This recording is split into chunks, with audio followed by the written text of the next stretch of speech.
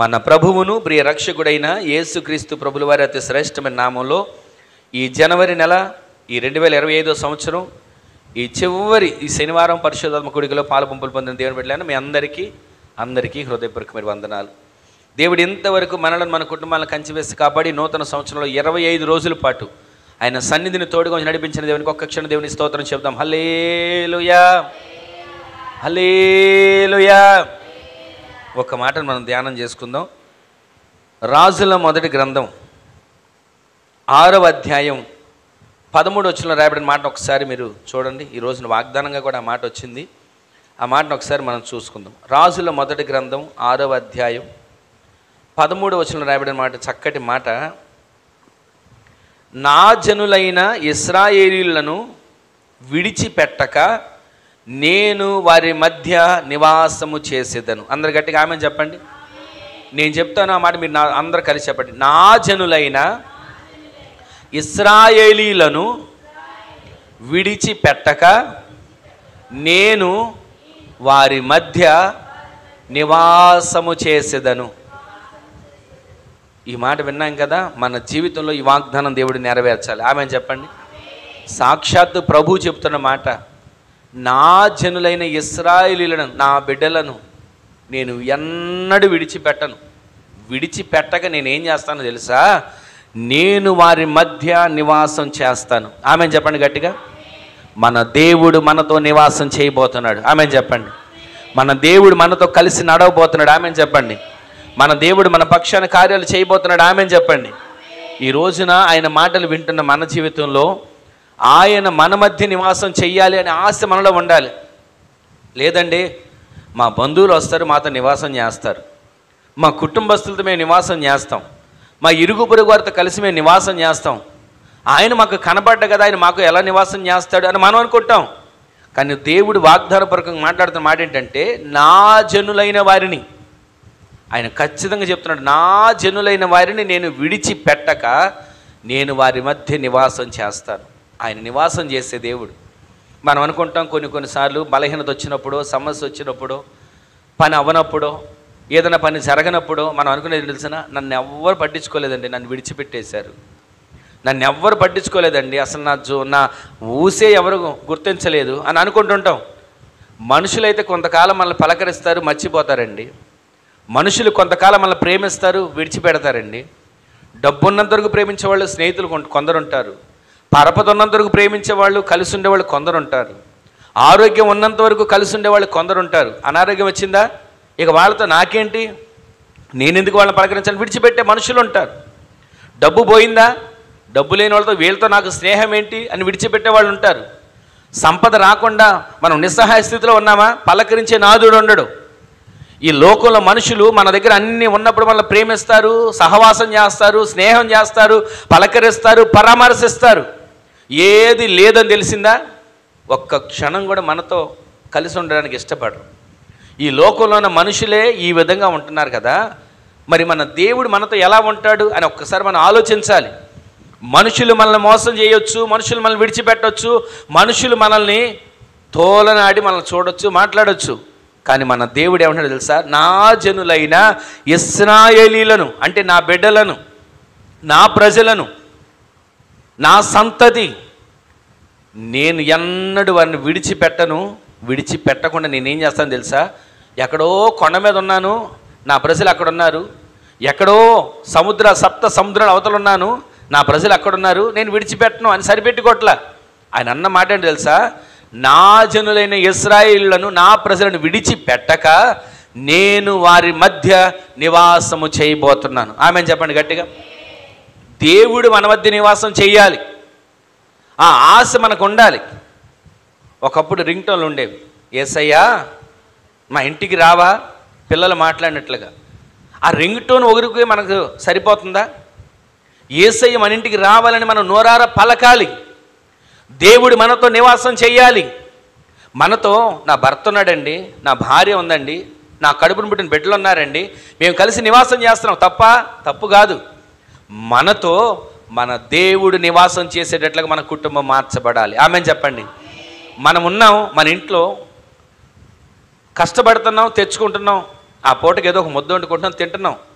అది తప్పేం కాదు. కానీ మనం జీవిస్తున్న ఈ జీవితంలో, మనము నివాసం ఉంటున్న మన ఇంట్లో, మందిరంలోకి వచ్చినప్పుడు దేవుడు ఉన్నాడని ప్రార్థన చేసుకుని వెళ్ళిపోతున్నాం. మరి మన ఇంట్లో దేవుడు ఉంటున్నాడా? మన హృదయంలో దేవుడు ఉంటున్నాడా? నివాస స్థానంగా దేవునికి ఒక స్థలాన్ని, సమయాన్ని మనం కేటాయించగలుగుతున్నామా? ప్రతిరోజు మనం ఆలోచించాలి.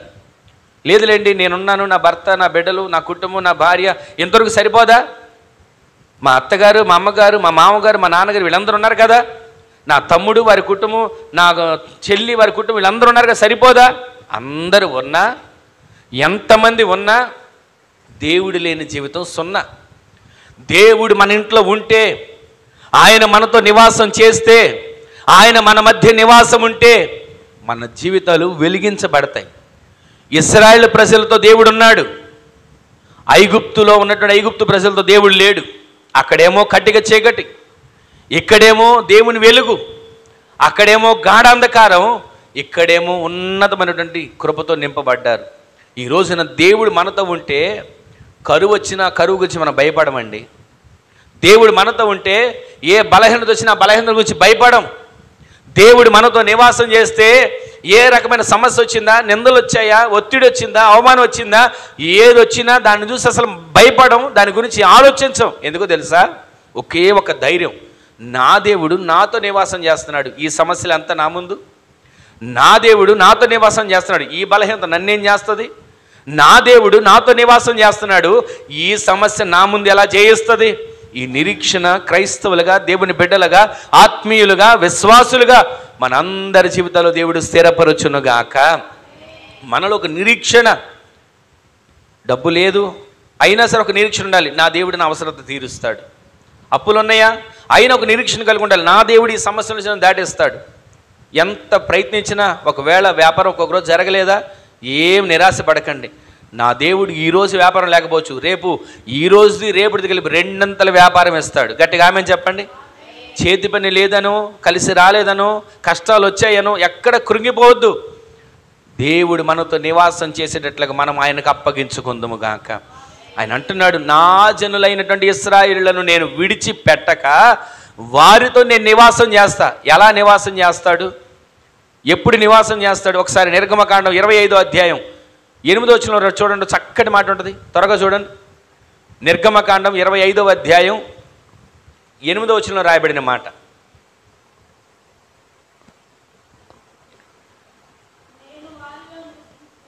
నేను వారిలో, అంటే నా జనులైన ఇశ్రాయేలు ప్రజలను విడిచిపెట్టగా వారిలో నివసించున్నట్లు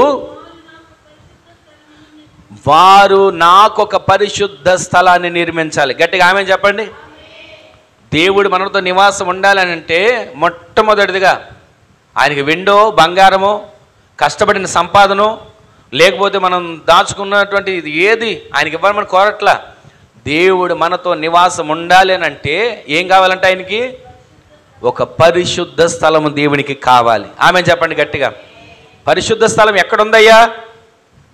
పలానా సూపర్ మార్కెట్లో దొరుకుద్ది అని అక్కడికి వెళితే దొరకదు, లేదా పలానా సంత మార్కెట్లో దొరుకుద్ది అని అక్కడికి వెళితే దొరకదు. పరిశుద్ధ స్థలము ఎక్కడ ఉండాలంటే మన హృదయము దేవునికి పరిశుద్ధ స్థలం. ఈ పరిశుద్ధ స్థలంలో దేవుడి నివాసం ఉండేటట్లుగా ప్రతిరోజు మన హృదయాన్ని పరిశుద్ధపరచుకుందుముగాక. హృదయంలోనంట రకరకాలు నిండుంటాయి. అందుకే ఇర్మియా ప్రవచన గ్రంథంలో ప్రవక్త అంటాడు, హృదయము అన్నిటికంటే మోసకరమైనది. ఆ హృదయం ఎలాంటిదో తెలుసా? ఘోరమైన వ్యాధి కలిగింది. అందుకే ఈ హృదయం మోసకరమైంది. ఈ మోసకరమైన హృదయంలో పరిశుద్ధ స్థలముగా దేవునికి నిర్మించడానికి మనము ప్రతిరోజు కూడా పరిశుద్ధాత్మ చేత నింపబడాలి, వాక్యము చేత నింపుకోవాలి, అపవిత్రత తొలగించుకోవాలి, ఆత్మ సంబంధమైనటువంటి కృప ఆవరించాలి అని ప్రతిరోజు కోరుకోవాలి. ఈ హృదయం దేవునికి ఆలయంగా ఎప్పుడు మార్చబడుతుంది? హృదయం నిండా పగ, హృదయం నిండా ద్వేషం, హృదయం నిండా కలవరం, హృదయం నిండా ఏదేదో ఆలోచనలతో నింపుకొని ఉంటే ఈ హృదయంలో దేవునికి స్థానం ఎలా ఉంటుంది? ఒక పాట కూడా ఉంటుంది, హృదయం అనేది తలుపు నొద్ద యేసు దేవుడు నిలిచాడని. అంటే మీకు ఒక అర్థం ఏమంటే చెప్పాల్సింది ఏంటంటే, ఈ హృదయానికి లోపల దేవుడు నివాసం ఉండడానికి ఒక తలుపు ఉంటుంది లోపల. ఆ తలుపుకి గడి ఎట్టుందంటే బయట లేదు, లోపలే గడి ఉంటుంది. ఆ గడి తలుపు మనం తీయగలిగితే దేవుడు వస్తాడు. గది తలుపు అన్నింటికి తీస్తాం. రకరకాల కుటుంబాల గురించి మాట్లాడుకోవడానికో, విచ్చలవిడి కార్యక్రమాలు ఏదన్నా ఆలోచించడానికో, అపవిత్రకరమైనటువంటి మాటలు వినడానికో ఈ హృదయాన్ని తలుపు తెరుస్తాం. కానీ ఆత్మ సంబంధమైనటువంటి హృదయానికి, దేవునికి నివాసంగా మార్చబడడానికి తలుపు తెరవడానికి ఇష్టపడం. ఎందుకంటే అయ్యో ఇది నా వల్ల కాదులేండి, ఇంత భక్త నేను చేయలేనండి, ఇంత ప్రార్థన నా వల్ల కాదండి, ఏదో మొక్కుబడిగానో అలవాటుగానో ఆచారంగానో ఒక ప్రార్థన చేసుకోమంటే చేసుకుంటా, అవసరమైతే కానుకైనా ఇస్తా, గుడైనా కడతా, గోపురాన్ని నిలబెడతా, కానీ ఇంత పని చేయడం నా వల్ల కాదండి, ఈ పని మానమంటే నా వల్ల కాదు, ఈ పని వదిలిపెట్టమంటే నా వల్ల కాదు, ఇది లేనిది నేను బ్రతకలేను అనేవాళ్ళు లోకలు ఉంటారు. అయితే ఈ హృదయంలో అపవిత్రత నిండినంత కాలం ఆయన నివాసం ఉండడు. ఈ హృదయంలో అపవిత్రత నిండుకున్నంత కాలం దేవుడు నివాసం ఉండడానికి వీలు లేదు. అందుకే ఈ హృదయం పరిశుద్ధపరచబడాలి. మూలవాక్యం మనం విన్నాం, నా జనులైన ఇశ్రాయేలీలను విడిచిపెట్టక నేను వారి మధ్య నివాసం చేస్తా. ఈరోజు ఆయన జనులు అని మనం పిలువబడాలంటే మనం ఏదో ఒక ముద్ర పెట్టుకొని లేదా ఒక బోర్డు వేసుకొని తిరగక్కర్లా. మన ముఖం చూడగానే చెప్పాలి వీళ్ళు దేవుని ప్రజలని, ఆమెను చెప్పండి. మన మాట తీరు చూడగానే చెప్పాలి వీళ్ళు దేవుని ప్రజలని, ఆమెను చెప్పండి. మన ప్రార్థన వినగానే చెప్పాలి వీళ్ళు దేవుని ప్రజలని, ఆమెను చెప్పండి. మన ప్రార్థనలో మార్పు వస్తుంది ఆయన మనతో నివాసం ఉంటే, మన అభిషేకంలో మార్పు వస్తుంది ఆయన మనతో నివాసం ఉంటే, మన మాట తీరులో మార్పు వస్తుంది ఆయన మనతో నివాసం ఉంటే. ఆయన మనతో నివాసం ఉంటే మనము పరిశుద్ధ స్థలమును ఆయన కొరకు నిర్మించే వారిగా మార్చబడుదుము కాక. ఆ పరిశుద్ధ స్థలముగా మన హృదయాన్ని నిర్మించుకోవాలి.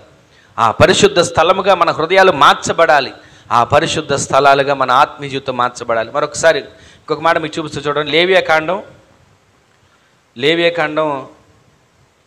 26వ అధ్యాయం 11వ వచనం త్వరగా చూడండి. 26:11 ఏముందో, నా మందిరమును మీ మధ్య ఉంచెదను, మీ యందు నా మనస్సు అసహ్యపడదు. అక్కడ రాయబడిన మాట ఏంటంటే, ఇందాక మనం చదివిన మాటలో నా మందిరాన్ని మీ మధ్య ఉంచుతాను అని అన్నాడు కదా, నేను మీకు ఒక పరిశుద్ధ స్థలంగా మార్చబడతాను అని అన్నాడు కదా, మీరు నా ప్రజలుగా, మీరు నా బిడ్డలుగా నేను విడిచిపెట్టకుండా ఉండాలంటే నేను మీతో నివాసం చేసేటట్లుగా ఉండాలన్నాడు కదా. దేవుడి నివాసం చేయాలంటే ఒక మందిరం కావాలి. ఈ గోడలు కట్టిన గోడల గురించి కాదు మనం మాట్లాడేది. మందిరం అంటే ఇక్కడ మనం కట్టుకుని ఈ మందిరం అని కాదు, ఈ మందిరం దేవుని నివాసమే. అయితే మన హృదయం దేవుని మందిరంగా మార్చబడాలి. ఆ మందిరంలో దేవుడి నివాసం చేయాలి. ఆ మందిరం మన మధ్యన స్థాపిస్తే ఆయన మనస్సు మన మీద ఏమవుదంట? అసహ్యపడదు. దేవుని మందిరం, ఒకసారి ఆ మాట చదువు 26:11, నా మందిరమును మీ మధ్య ఉంచెదను, నా మందిరాన్ని మీ మధ్య ఉంచడం ద్వారా మీ మీద నాకు అసహ్యం కలగదు. దేవుడు మాట్లాడుతున్నాడు. దేవుడైన యెహోవా అది నా ప్రజలతో మాట్లాడుతున్నాడు. ఇదిగో ఈ ఇశ్రాయేలు ప్రజలు లోబడిన నొల్లని వారిగా ఉన్నారు, తిరుగుబాటు చేసేవారిగా ఉన్నారు, వ్యతిరేకత కలిగిన వారిగా ఉన్నారు. అయితే ఒక్క క్షణం నేను గనక నా కోపాన్ని చూపించానా అందరూ లక్షలాది మంది కూలిపోతారు అని ఒక స్థలాన్ని నిర్మించండి, ఒక పరిశుద్ధ స్థలాన్ని నిర్మించండి. నేను నా జనులైన ఇశ్రాయేలు ప్రజలు విడిచిపెట్టకుండా వారితో నేను నివాసం చేసేటట్టుగా ఒక పరిశుద్ధ స్థలం నిర్మించండి. ఏమిటి ఆ పరిశుద్ధ స్థలం? హృదయం అనే పరిశుద్ధ స్థలం. ఇది ఒక మందిరం అయితే మనందరం కలిసి కూడుకుని ఆరాధించుకోవడం ఒక మందిరం కావాలి. ఒక్కొక్క వ్యక్తి ఒక్కొక్క ఆలయం, ఒక్కొక్క వ్యక్తి హృదయం ఒక్కొక్క ఆలయం, పరిశుద్ధ స్థలం. అలాగే అందరూ కలిసి కూడుకోవడానికి ఒక పరిశుద్ధ స్థలాన్ని నిర్మించండి, ఒక మందిరాన్ని కట్టండి. ఆ మందిరంలో మీరొచ్చి ప్రార్థించినప్పుడల్లా, వేడుకున్నప్పుడల్లా, విజ్ఞాపన చేసినప్పుడల్లా, మొర్ర పెట్టినప్పుడల్లా, చేతులెత్తి అయ్యా అని రోధించినప్పుడల్లా మీ మీద నాకు అసహ్యం కలగదు. ఎందుకో తెలుసా? నా ప్రజలుగా, నా బిడ్డలుగా మీరు బ్రతుకుతున్నారు, నేను మిమ్మల్ని విడిచిపెట్టను, పరిశుద్ధ స్థలంగా మిమ్మల్ని మారుస్తా. నా మనసు ఎప్పుడు మీ మీద అసహ్యపడకుండా ప్రేమను చూపిస్తూ, కనికరాన్ని చూపిస్తూ, మీ అవసరతలను తీరుస్తూ ఆత్మీయంగా మీరు ఎదిగేటట్లుగా నేను చేస్తా. ఈ విధంగా జరగాలంటే, ఆయన మన మధ్య నివాసం చెయ్యాలంటే మనము పరిశుద్ధ స్థలముగా మార్చబడాలి. ఆమెను చెప్పండి. మనమందరం కలిసి ఆరాధన చేసుకోవడానికి ఒక మందిరము అవసరం. ఆమెను చెప్పండి. మన మందిరంకి వెళ్తేనే ప్రార్థన చేసుకోవాలా, ఇంటి దగ్గర ప్రార్థన చేసుకోకూడదు అనే కొన్ని ఇబ్బందులు కూడా ఉంటాయి. కానీ మందిరములో ఆయన మనస్సు, ఆయన కనుదృష్టి ఉంటుంది. మనం ఆయన మందిరంలో కూడుకున్నప్పుడు అందరం ఐక్యబడి కలిసి చేసిన ప్రార్థన మన జీవితాల్లో దేవుడు గొప్ప కార్యాలు జరిగించబోతున్నాడు. ఆమేన్ చెప్పండి. ఈ సంవత్సరంలో ఈ పరిచర్యలో దేవుడు ఒక మార్పును కలుగు చేయబోతున్నాడు. ఆమేన్ చెప్పండి. మన సంఘ బిడ్డలందరి జీవితాల్లో ఆయన నివాసం చేయడానికి ఇష్టపడబోతున్నాడు. ఆమేన్ చెప్పండి. ఈ రోజున ఈ మాటలు వింటున్న మన జీవితంలో ఎంతకాలం ఎలా మనం ఉంటున్నా, మన ఇంట్లో మన వరకే ఉంటున్నాం అనుకుంటున్నాం, కానీ ఈ మాటను మనసులో పెట్టుకోండి, హృదయం అనే పలక మీద భద్రపరుచుకోండి. ఈ రోజు నుంచి ఆయన మీ మధ్య నివాసం చేయబోతున్నాడు. ఈ రోజు నుంచి ఆయన మీతో కలిసి ఉండబోతున్నాడు. ఆమేన్ చెప్పండి. ఒకసారి మీకు చెప్పాను ఒక చిన్న మాట, ఏంటంటే అది సెలవులకి పిల్లలు వస్తారు, సంక్రాంతి సెలవులను, దసరా సెలవులను, లేదా స్కూళ్ళు అయిపోయిన తర్వాత మరలా తరగతులు తెచ్చేందుకు సెలవులను. పిల్లలు వచ్చిన తర్వాత ఆ పిల్లలు ఇంట్లో ఉంటారండి. ఇంట్లో ఉన్నంతకాలం వాళ్ళకి ఇష్టం వచ్చినట్లుగా వాళ్ళు ఎలా ఉంటున్నా మనం ఏం అనకుండా ఉంటే చక్కగా ఉంటారు. ఒకవేళ వాళ్ళని ఏమైనా తిట్టినా కొట్టినా పిల్లల మనసులు ఎలా ఉంటాయంటే కొన్నిసార్లు గాయపడతాయి. ఇక ఇలాగే ఒక పిల్లలు వచ్చి ఆ సెలవులు అయ్యేంతవరకు ఊళ్ళో ఉండి తిరిగి వెళ్ళిపోతున్నారు. వెళ్ళిపోతూ ఆ పిల్లలు అన్నారంట, కొంతమంది పిల్లలు ఉంటారు వాళ్ళకి అంతా నచ్చిందంటారు, మళ్ళా ఈసారి సెలవులు వచ్చినప్పుడు నేను వస్తా, మళ్ళీ ఈసారి సెలవులు వచ్చినప్పుడు వచ్చి ఇక్కడే ఉంటాం అంటారు. ఇంకా కొంతమంది ఉంటారు వాళ్ళకి కలిగిన పరిస్థితిని బట్టి బతుకుండగా మళ్ళీ గుమ్మం దొక్కకూడదు అనేవాళ్ళు ఉంటారు. ఈ రోజు నీ మాటలు వింటున్న మన జీవితంలో ఒక పిల్లలే వాళ్ళకి ఇష్టమైనట్లుగా నడుచుకోకపోతే మళ్ళీ గుమ్మం తొక్కం అసలు ఇంటికి రామంటున్నారే. మరి మన దేవుడు మన గుమ్మంలోకి రావాలన్నా, మన ఇంట్లోకి రావాలన్నా ఆయనకు అనుకూలమైన బిడ్డలకు మనం ఉండాలి. ఆయన ఇష్టమైనది చేసేవారిగా మనం మార్చబడాలి. ఆయన కోరుకునేది ఏంటి? పరిశుద్ధత. ఆయన కోరుకునేది ఏంటి? పవిత్రత. ఆయన కోరుకునేది ఏంటి? ప్రార్థన.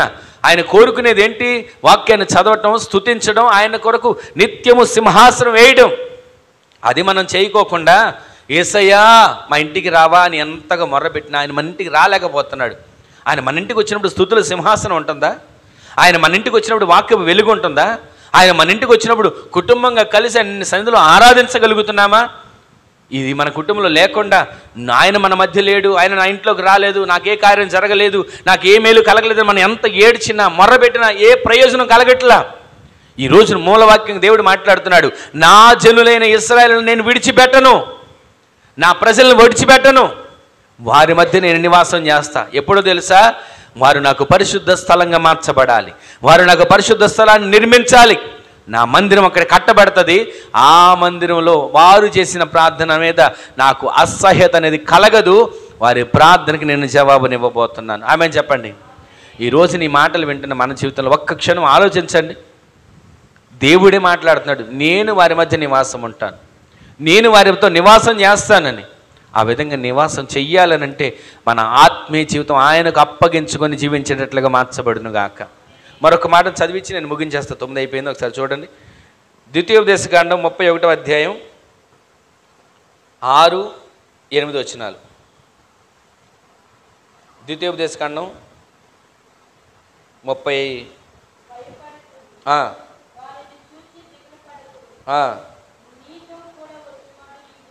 భయపడకుము, వారిని చూసి దిగులు పడకుము,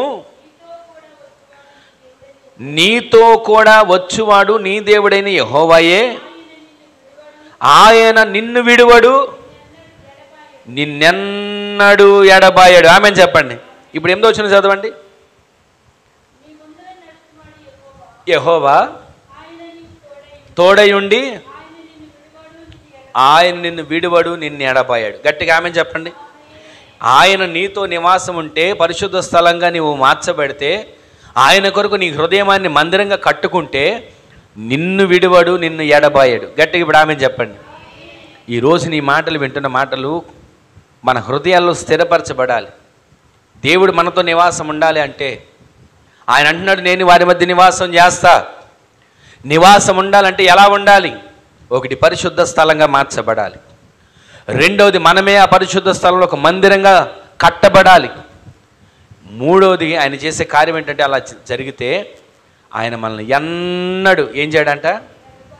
విడువడు, ఎడబాయడు. ఈరోజు నీ మాటలు వింటున్న మన జీవితంలో ఒక్క క్షణం ఆలోచించండి. 6వ వచనంలో ఒక మాట ఉంటుంది చూడండి, భయపడకము,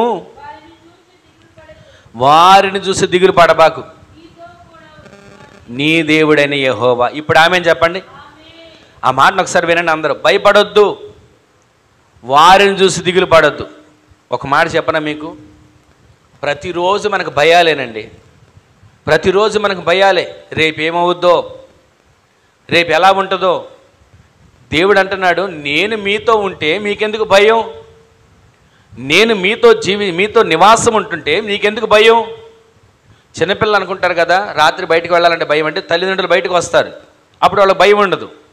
మరి మనం పెద్దవాళ్ళ భయం, మనకు కూడా భయాలు ఉన్నాయి. ఆర్థికంగా వచ్చే భయాలు, అనారోగ్యంగా వచ్చే భయాలు, ఏదేదో వచ్చినటువంటి నష్టాలుగా వచ్చే భయాలు, వీటి నుంచి భయపడుతున్నాం.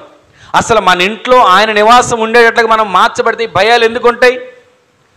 ఆయన మన ఇంట్లో నివాసం ఉండేటట్లుగా మనం ఆయన మన యొద్దకు దిగి వచ్చేటట్లుగా మనం జీవిస్తే ఈ భయాలు ఎందుకుంటాయి? వారిని చూసి దిగులు పడకు. వారెవరో ఇరుగు పొరుగు వారు కాదు, మనకు అప్పిచ్చిన వారు కాదు. మనకెంతసేపు భయాలు కలుగు చేసేవారు, అనారోగ్యం అనేవాడు, ఆర్థిక ఇబ్బందులు కలుగు చేయాలని ప్రయత్నించేవాడు, మాట కలవకుండా చేసేవాడు, మనసుకు నెమ్మది లేకుండా చేసేవాడు, కుటుంబంలో కడుపు నిండా ముద్ద తిననివ్వకుండా చేసేవాడు ఉంటాడే శత్రువు. వాడిని చూసి ఇక నువ్వు దిగులు పడవు. ఆమెను చెప్పండి. ఎవడు నిన్ను ఇక కలవరబెట్టాడు. ఆమెను చెప్పండి. ఈ రాత్రి నుంచి ఆయన మీ మధ్య నివాసం చేయబోతున్నాడు. ఆమెను చెప్పండి. ఈ రోజున ఈ పరిశుద్ధాత్మ కూడికలు పాలు పంపులు పొందిన మీరు ధన్యులు. మీ కుటుంబాలు ఆశీర్వదించబడబోతున్నాయి, మీ కుటుంబాలు వర్ధిల్లబోతున్నాయి. ఈ సంవత్సరంలో ఈ చివరి శనివారం ప్రార్థనలో దేవుడు మాట్లాడుతున్నాడు.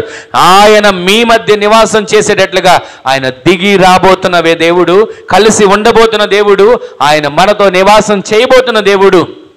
మనము పరిశుద్ధ స్థలంగా మార్చబడాలి, మందిరంగా మార్చబడాలి. అప్పుడు ఆయన ఎన్నడూ మనల్ని విడువడు, ఎడబాయడు. ఈ మాటలన్నీ, ఈ చరిత్ర చాలా ఉంది, కానీ క్లుప్తంగా నేను 2 మాటలు మీకు జ్ఞాపకం చేస్తున్నా. మనము పరిశుద్ధ స్థలంగా మార్చబడాలి, మనమే ఒక మందిరంగా మార్చబడాలి. ఆ విధంగా మనం మార్చబడితే ఆయన మనల్ని ఎన్నడూ విడవడు, ఎడబాయడు. ఆయన మన మధ్య నివాసం చేయబోతున్నాడు. ఆమెను చెప్పండి. ప్రకటన గ్రంథంలో ఒక మాట ఉంటుంది, చివరిగా మాట చదవండి. 21వ అధ్యాయం 3 వచనం అనుకుంటా. ప్రకటన గ్రంథం 21:3. చాలా మాటలు ఉన్నాయి, చదవండి. ఇదిగో దేవుని నివాసము మనుష్యులతో కూడా ఉన్నది, ఆయన వారితో కాపురం ఉంటాడు. ఆమెను చెప్పండి. కాపురం అంటే ఇది శరీర సంబంధమైన మాట కాదు. దేవుడు మనకు నివాసంగా ఉన్నాడు. ఒకసారి ఆ మాట చదువుతాం, 3వ వచనాన్ని. ఇదిగో దేవుని నివాసము మనుషులతో కూడా ఉంది. ఆమెను చెప్పండి. ఇప్పుడు దేవుని నివాసం ఎవరితో ఉంది చెప్పండి. దేవుని నివాసం ఎవరితో ఉంది? మనుష్యులతో కూడా ఉంది. ఆయన వారితో కాపురం అంటాడు. అంటే ఇప్పుడు ఒక కుటుంబం ఉంటే ఏమంటారు? కాపురం అంటారు. ఒక భార్య, భర్త, పిల్లలు ఉన్న కుటుంబాన్ని ఏమంటారు? కాపురం అంటే నివాసం. దేవుడు మనతో కాపురం ఉండడం అంటే ఆయన మనతో నివాసం ఉంటున్నాడు, మనతో కలిసి ఉంటున్నాడు, మనతో నివాసం చేయబోతున్నాడు. ఈ మాటల మీద విశ్వసించండి. నేను ఇందాక అక్కడ కూర్చొని వాక్యం రాసుకుంటే చాలా మాటలు నేను సిద్ధపరుచుకున్నా, కానీ ఈ 2 మాటలు మీకు జ్ఞాపకం చేస్తున్నా. దేవుడు మనతో కలిసి నివాసం ఉండాలి అని మనం అనుకుంటే మనము ఒక పరిశుద్ధ స్థలంగా మార్చబడాలి. ఆ పరిశుద్ధ స్థలంలో ఏ అపవిత్రత ఉండకూడదు. ఆ పరిశుద్ధ స్థలంలో ఏ రకమైన చెత్త చెదారాలు ఉండకూడదు. ఆ పరిశుద్ధ స్థలంలో రాళ్ళు ముళ్ళ తప్పులు ఉండకూడదు. పరిశుద్ధ స్థలంగా మన హృదయం మార్చబడాలి. రెండవది, మనం ఎలా మార్చబడాలంటే ఆయన మనతో నివాసం ఉండాలంటే మనము ఒక మందిరంగా మార్చబడాలి. ఆ మందిరంలో దేవుడి నివాసం ఉంటే మందిరంలోకి వచ్చి మీరు చేసుకునే ప్రార్థన పైన ఆయన మనస్సు అసహ్యపడదు. ఆయన దృష్టి నిలుపుతాడు, కన్ను దృష్టిని నిలుపుతాడు, కార్యాలు జరిగేస్తాడు. ఈరోజు నీ మాటలు వింటున్న మన జీవితంలో ఈ కార్యాలు మనం చేయగలిగితే ఆయన మనల్ని ఎన్నడూ విడవడు, ఎడబాయడు. ఆయన మనతో కాపురం ఉంటాడు. ఒక మాట యెషయా గ్రంథం 57:15 ఒక మాట చదివి బైబిల్ మూసిండే. యెషయా గ్రంథం 57:15 త్వరగా.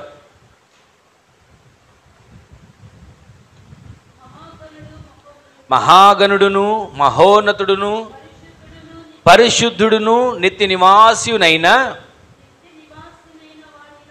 ఈలాగు సెలవిచ్చుచున్నాడు, నేను మహోన్నతమైన స్థలములలో నివసించువాడను అయినను. వినండి మాట, ఇక్కడి నుంచి వినండి. నేను మహాగణుడును మహోన్నతుడును పరిశుద్ధ నివాస స్థలంలో ఉండివాడను అయినా నేను ఎక్కడ నివాసం ఉంటున్నానో తెలుసా? వినయము కలిగిన వారి యొద్దను వారి ప్రాణం ఉజ్జీవించడానికి, నలిగిన వారి ప్రాణమును ఉజ్జీవింప చేయడానికి.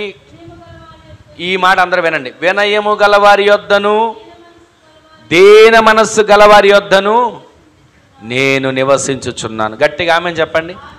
ఆయన మనతో నివాసం చేయాలంటే ఈ రెండు మన దగ్గర ఉండాలి.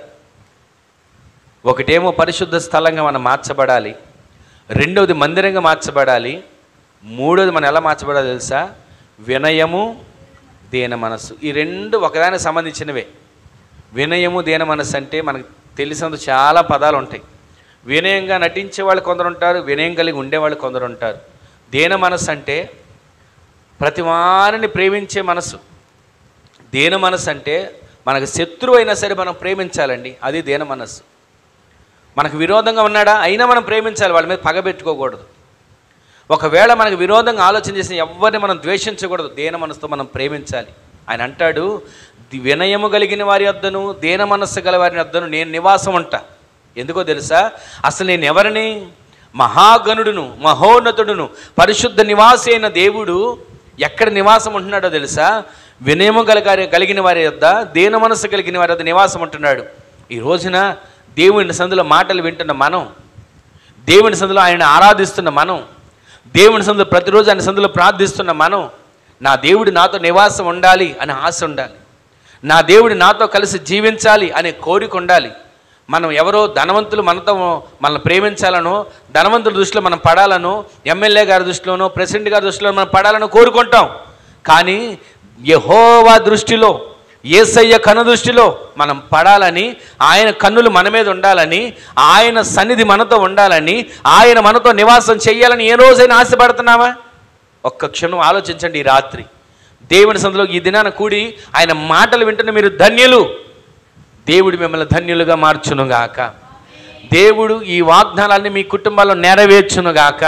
మీరు ప్రతిరోజు కోరుకోండి, అయ్యా నా జనులని ఇశ్రాయేలుని విడిచిపెట్టగా వారి మధ్య నివాసం చేస్తానన్నావు కదయ్యా, నన్ను విడిచిపెట్టొద్దయ్యా, నా బిడ్డలను విడిచిపెట్టొద్దయ్యా, నా కుటుంబాన్ని విడిచిపెట్టొద్దయ్యా అంటూ ఆయన సందులో ప్రతిరోజు ప్రార్థించుకోండి. అలా ప్రార్థించుకున్న మీరు ఒక పరిశుద్ధ స్థలంగా మార్చబడాలి. ఒక పరిశుద్ధ స్థలంగా మీరు మార్చబడాలి. ఒక ఇల్లు కట్టబడాలంటేనే నేల శుభ్రం చేస్తారు. ఒక ఇల్లు కట్టబడాలంటేనే అక్కడ ఉన్నటువంటి రాళ్ళు, రప్ప, అక్కడ ఉన్న చెత్త చెదరను తీసివేస్తారు. హృదయంలో ఏది ఉంది, ఏ రకమైన చెత్తతో నింపబడి ఉంది, ఏ రకమైన ద్వేషంతో, పగతో, అసూయతో, కక్షలతో నింపబడి ఉంది, వీటన్నిటిని తొలగించుకుంటే, ఒక పరిశుద్ధ స్థలంగా మార్చబడితే అక్కడ మందిరం కట్టబడుతుంది. ఆ కట్టబడిన మందిరంలో ఆయన మనస్సు నీ మీద అసహ్యపడకుండా దేవుడి కార్యాలు చేస్తాడు. ఆయన నిన్ను విడువడు, ఎడబాయడు. చివరిగా మూడో మాట మనం ఏమన్నా తెలుసా? ఆయన వినయము గలవారి యొద్ద, దీన మనస్సు గలవారి యొద్ద నివాసం చేస్తాడు. ఈరోజు ఆ విధంగా మనం మార్చబడితే ఆయన మన మధ్య నివాసం చేస్తాడు. మూలవాక్యం మనం చదివాం కదా, నేను వారి మధ్య నివాసం చేస్తా. ఈ రోజున ఈ మూడు లక్షణాలు, ఒకటి పరిశుద్ధ స్థలంగా మార్చబడాలి, రెండవది ఆయన మందిరంగా మనం మార్చబడాలి, మూడవది వినయము దీన మనసు కలిగిన వ్యక్తులుగా మనం మార్చబడితే ఆయన మన కుటుంబంలో నివాసం చేయబోతున్నాడు. ఆమెను చెప్పండి. ఆ విధంగా నా కుటుంబం మార్చబడాలయ్యా అని ఆశ కలిగి ఒక క్షణం నిలబడండి, ప్రార్థన చేసుకుందాం. ఎవరికి వారు నిలబడండి, ఒకే ఒక చిన్న ప్రార్థన చేసుకుందాం. ఒక చిన్న ప్రార్థన. నా కుటుంబం నా దేవుడు నివాసం చేసే కుటుంబంగా మార్చబడాలి. నా బిడ్డలు నా దేవునితో సహవాసం చేసే బిడ్డలుగా మార్చబడాలి. ఎక్కడ వాళ్ళు అక్కడ లేచి నిలబడి ఒక్క క్షణం ప్రార్థన చేసుకోండి. నా జనులైన ఇశ్రాయేలీలను నేను విడిచిపెట్టక నేను వారి మధ్య నివాసం చేస్తాను. ఒక్క క్షణం ఎంత తేటగా దేవుడు మాట్లాడుతున్నాడు. ఒక్క క్షణం ప్రార్థన చేసుకోండి. అయ్యా నన్ను నా బిడ్డలను విడిచిపెట్టొద్దయ్యా, నన్ను నా కుటుంబాన్ని విడిచిపెట్టొద్దయ్యా, నా ఇంట్లో నివాసం చేయవా, నా బిడ్డల మధ్యన నివాసం చేయవా, అయ్యా ఇదిగో నా వ్యాపారంలో నేను వెళుతున్న మార్గంలో నాతో నివాసం చేయవా, నేను అడుగుపెట్టి ప్రతి స్థలంలో నాతో నివాసం చేయయ్యా అంటూ ఒకే ఒక చిన్న ప్రార్థన చేసుకోండి. ఇది నాన్న అడుగుపెట్టిన మనతో దేవుడు మాట్లాడుతున్నాడు. నా జనులైన వారిని నేను విడిచిపెట్టను, నేను వారి మధ్య నివాసం చేస్తాను. వారు పరిశుద్ధ స్థలంగా మార్చబడాలి, వారు ఒక మందిరంగా మార్చబడాలి. వారిని నేను ఎన్నడూ విడువను, ఎడబాయను. నా మనసు ఎన్నడూ వారి మీద అసహ్యపడదు. నేను వారితో కాపురము చేస్తాను, వారితో నివాసం ఉంటాను. నేను మహాగణుడును మహోన్నతుడునైనా, పరిశుద్ధ స్థలంలో నివసించువాడనైనా, ఎవరు వినయం కలిగి ఉంటారో, ఎవరు దీన మనసు కలిగి ఉంటారో వారి యొద్దకు నేను వస్తాను, వారితో నివాసం చేస్తాను అని దేవుడు మనతో సెలవిస్తున్నాడు. ఒక్క క్షణం ఒక చిన్న ప్రార్థన చేసుకోండి. ఒకే ఒక చిన్న ప్రార్థన. దేవా, నా పట్ల కార్యాన్ని చేయవా, నా మధ్య నివాసం చేయయ్యా, నా మధ్య నివాసం చేయయ్యా, నా కుటుంబంలో నివాసం చేయయ్యా, నా బిడ్డలలో నివాసం చేయయ్యా, నాతో కలిసి జీవించేటట్లుగా నేను మార్చబడతానయ్యా, నా పట్ల కార్యాన్ని చేయయ్యా అంటూ ఒక చిన్న ప్రార్థన చేసుకోండి.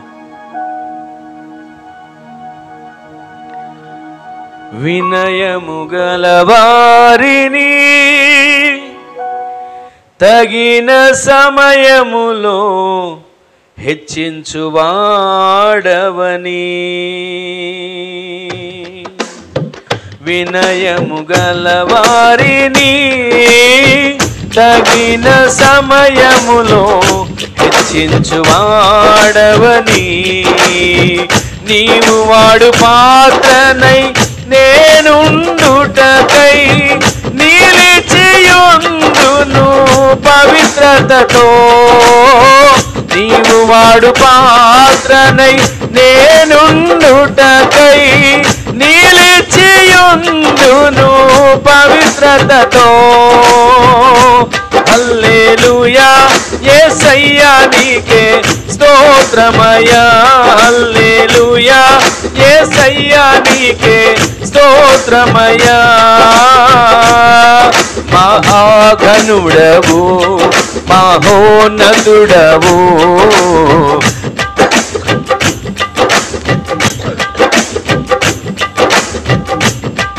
మహాగణుడవు మహోన్నతుడవు, పరిశుద్ధ స్థలములోనే నివసించువాడవు,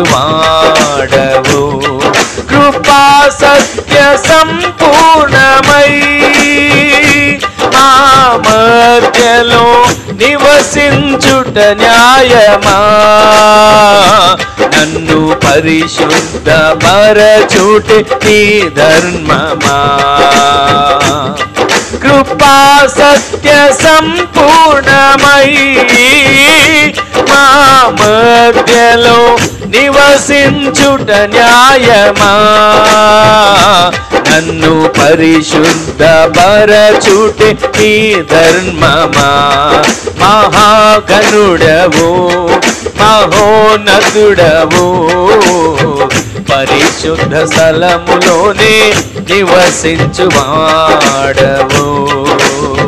దీన మనసు గలవారికి సమృద్ధిగా కృపను దయచేయువాడవని, దీన మనసు గలవారికి సమృద్ధిగా కృపను దయచేయువాడవని,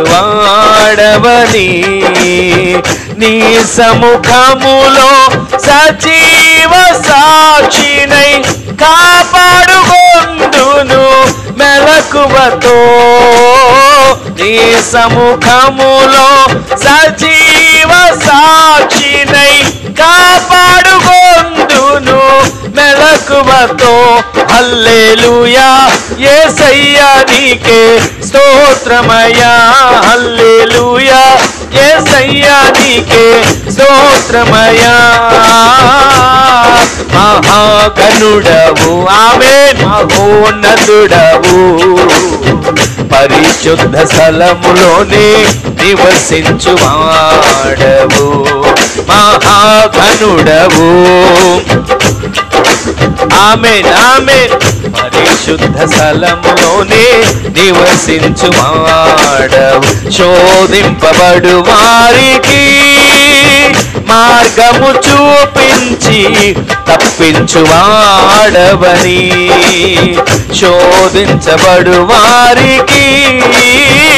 మార్గము చూపించి తప్పించువాడవని, నా సిలువ మోయుచు నీ సిలువ నీడను విశ్రమింతును అంతము వరకు. నా సిలువ మోయుచు నీ సిలువ నీడను విశ్రమింతును అంతము వరకు. హల్లెలూయా యేసయ్యా నీకే స్తోత్రమయ్యా, హల్లెలూయా యేసయ్యా నీకే స్తోత్రమయ్యా.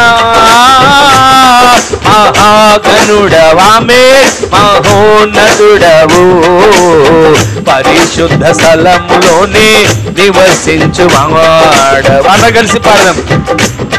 మహాగణుడవు మహోన్నతుడవు, పరిశుద్ధ స్థలములోనే నివసించువాడవు.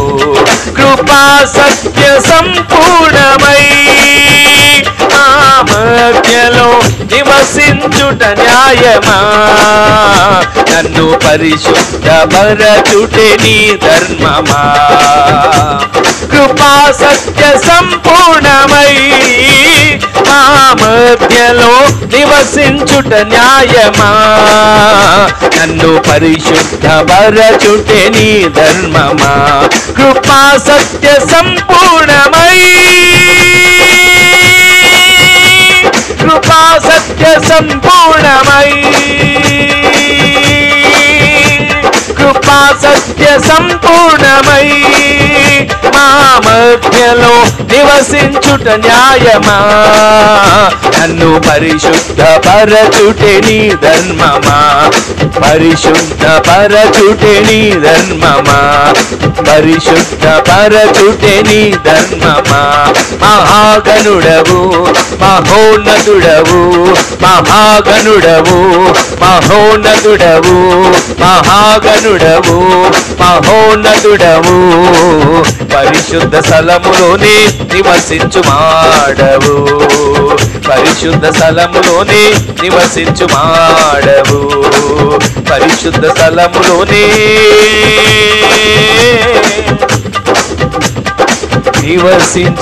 నివసించువాడవు. పరిశుద్ధ స్థలములోనే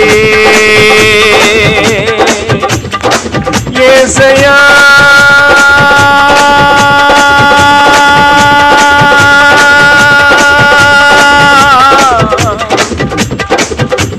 మహాగణుడా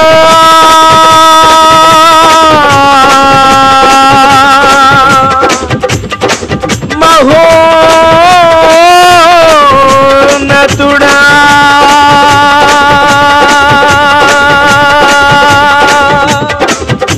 మహాగణుడవు మహోన్నతుడవు, పరిశుద్ధ స్థలములోనే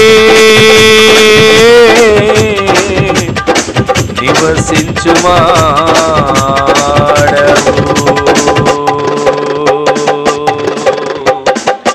పరిశుద్ధ స్థలములోనే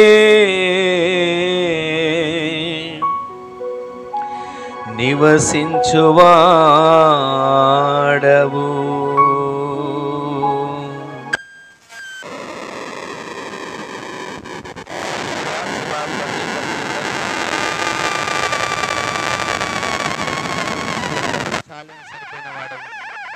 ఈ విధంగా నీ పాదాల చెంత మేము చేరి ఉండగా నీ సన్నిధిని ఉదయింపజేసి నీ కాంతిని ముఖ కాంతిని మా మీద ప్రకాశింపజేసి ఆశ్చర్యమైన రీతిలో అద్భుతమైన కార్యం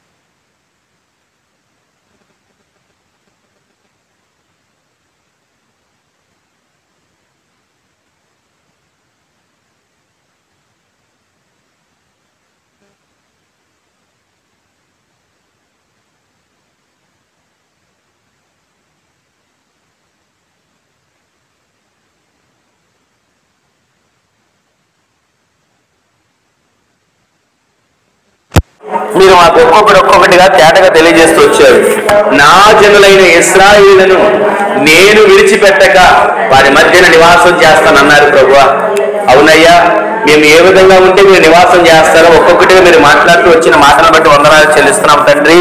ఇదిగో నాయన, నీకు మేము పరిశుద్ధ స్థలంగా మార్చబడాలని, ఆ విధంగా మేము మార్చబడితే మీరు మాతో నివాసం చేస్తారని, ఇదిగో నాయన మేము ఒక మందిరంగా కట్టబడాలని, ఆ విధంగా మేము కట్టబడితే మీరు మాతో నివాసం చేస్తారని, ఆ విధంగా మాతో నివాసం చేసేటప్పుడు మమ్మల్ని ఎన్నడూ విడిచిపెట్టనని, ఎన్నడూ ఎడబాయనని మీరు వాగ్దానం చేస్తూ వచ్చారయ్యా. ఇదిగో నాయన అయ్యా, ఇదిగో మాతో కాపురం ఉంటానని మీరు సెలవిస్తూ వచ్చారు. ఆ విధంగా నివాసం చేయాలంటే నాయన మేము ఒక దీన మనసు కలిగిన వారిగా, నాయన ఇదిగో మేము ఎన్నడూ కూడా నాయన విరిగిన వినయము కలిగిన మనసు కలిగిన వారికి మేము మార్చబడినట్లుగా కృప దయచేయండి. ఆ విధంగా జీవించడానికి కృప చూపించమని ప్రార్థిస్తూ మరొకసారి ఈ దినాన్ని శనివారం పరిశుద్ధాత్మ కనిపెట్టి గుడికలో పాలు పంపులు పొందిన అడుగుపెట్టిన ప్రతి ఒక్క బిడ్డలను కుటుంబాలను పేరు పేరున దీవించి నీ రాకడ కొరకు సిద్ధపరచండి. ఘనత మహిమ ప్రభావం మీకు ఆరోపిస్తారు. ఎప్పటి దినాన్ని జరిగే ఆరాధన కూడా మహిమకరంగా జరిగించండి. అటు కార్యాలు మీరు చేసినందుకు మరొకసారి కృతజ్ఞతలు తెలియజేస్తూ అడుగుపెట్టిన ప్రతి ఒక్క బిడ్డల పైన నీ హస్తము చాపబడాలయ్యా, నీ కనికరం దిగి రావాలయ్యా. ఇదిగో బిడ్డలు వెళ్తుండగా వారితో మీరు నివాసం చేసేటువంటి బిడ్డలు మార్చబడాలి ప్రభువా. బలమైన కార్యాలు చేసి మేలు చేసి మహిమను పొందమని మహిమ ఘనత ప్రభావాలు మీకు ఆరోపిస్తూ నజరేయుడైన యేసుక్రీస్తు పరిశుద్ధమైన శక్తి గల నామంలో స్తుతించి ప్రార్థించడికి వేడుకొని పొందుకొని ఉన్నాము తండ్రి. ఆమేన్, ఆమేన్, ఆమేన్. మన తండ్రి అయిన దేవుని యొక్క ప్రేమ, కుమారుడును ప్రభువైన యేసుక్రీస్తు వారి యొక్క కృప, మహాకనికరం, పరిశుద్ధాత్మ దేవుని యొక్క అన్యోన్య సహవాసమైన సన్నిధి ఇప్పుడు ఎల్లప్పుడూ మనకును మన వల్ల ప్రార్థించే సకల పరిశుద్ధులకును ఈ దినాన ఈ అడుగు పెట్టిన ప్రతి ఒక్కరికి వారి కుటుంబాలకును రేపటి దినాన్ని సరిగ్గా ఆదివారం భారాలకును అడుగు పెట్టి ప్రతి ఒక్క బిడ్డలకును కృపా సమాధానములు సమృద్ధిగా తోడై ఉండునుగాక. ఆమేన్. హల్లెలూయా, హల్లెలూయా, హల్లెలూయా. అందరికీ వందనాలు. ప్రభు మిమ్ములను మీ కుటుంబాలను ఆశీర్వదించునుగాక. ప్రభు మీకు తోడై ఉండునుగాక. కృపా సమాధానములు మీకు కలుగునుగాక. పరిశుద్ధాత్మ దేవుడే మీతో ఇక మీద నుంచి నివాసం చేసేటట్లుగా కార్యాలు దేవుడు ప్రారంభించునుగాక. ఆమేన్.